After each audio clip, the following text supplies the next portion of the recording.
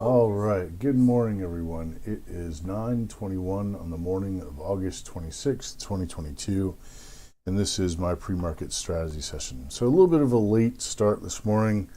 Uh, it's Friday. What can I say? All right.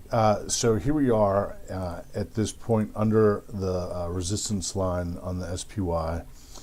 And today, I really wouldn't be surprised to see this chart come close to the support resistance or the resistance line, and then I will be pressing shorts at this resistance line. If it makes it all the way up there today, that's a huge move. That would be an enormous move. I wouldn't be surprised to see it come close to this resistance line over the course of the next few days. And the closer it gets to that resistance line, the harder I will press my shorts.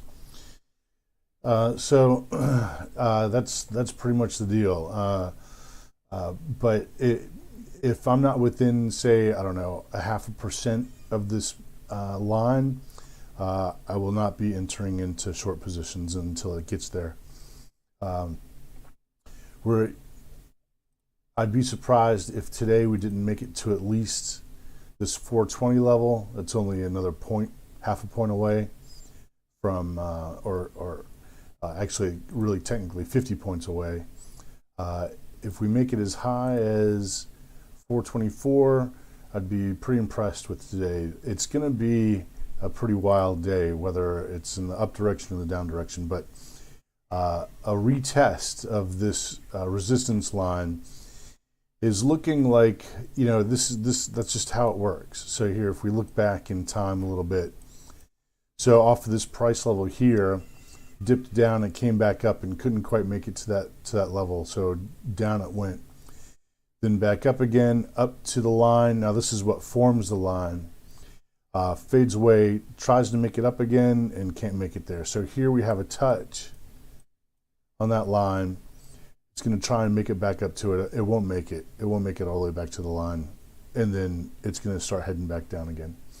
That's the way it works. Now, if I'm wrong, I know I'm wrong because it'll break through this line right here, or break through the resistance line, and it might come back and do a retest of the resistance line, but then it's just going to take off to the upside. So I'll know when I'm wrong, and I'll know quickly. So if I wait for a close move to this resistance line, then I won't have too much of a loss if it crosses above it and just starts taking off. So yeah, I will be pressing my shorts. I do not think this is a buy the dip scenario. I don't think that buying in here for the long term, I don't think that's going to be the right move. The right move is going to be waiting to sell at the resistance line. And that ought to be the sustained move to the downside. The Qs are at its line again. And actually, this is the spot to sell right here. Today's the day to sell. I will be selling the Qs today. The VIX is working on breaking down. It looks to me, this is a new, relatively speaking, you're not supposed to chart the VIX, but I do anyway. So this is a lower low right here. I'd be surprised to see it come back down as low as this again. I think that we are due and are in for a long-term and sustained higher trajectory on the VIX, especially as we go into September and October. It's just historically slow time for the market and negative time for the market. So the 10-year, 2-year spread, still negative, not quite at the depths of the negativity that it was before, but I'm, over the course of the next 6 months, I imagine that this is probably going to make new all-time lows in this spread. And as I say that, it pops up. All right. So here's the 10-year. Yesterday, the 10-year did what we call an outside reversal. So it started higher than its previous day's closing price and then closed lower. And so that's in the charting world, that's at least short-term bearish. Like here we have an outside reversal over here. You can see this candle right here is an outside reversal, and it started higher and closed lower than the previous day, and that is a harbinger for more bearish. This is the yield, so the yield is going down. That's actually good for the bond. That's good for the price of the bond. But anyway, yeah,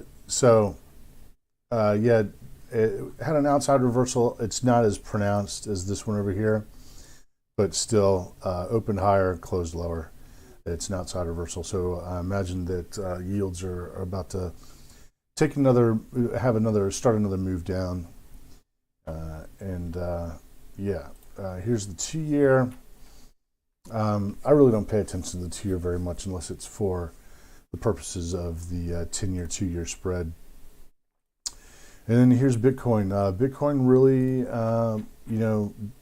didn't surprise here. This is pretty interesting. This is the neckline to the head and shoulders pattern, and here, it broke down below the neckline here, drastically tested this support at 19,000, call it 19,500 roughly.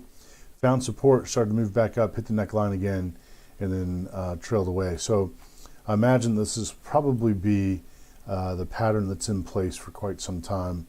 It'll come up, hit the neckline, do a little dance, and then come back down. The next big thing for Bitcoin is to break down below the support line down here. I'm going to call it 1950. And I imagine over the course of the next year or so, Bitcoin will be back down here. We'll be testing 10,000 or so, somewhere in that range here within the next 12 months. All right, everybody, good luck out there. Keep your risk tight. Click like, share, subscribe, leave a comment, tap the bell, and I will see you on Monday morning's strategy session. Have a great weekend, everyone.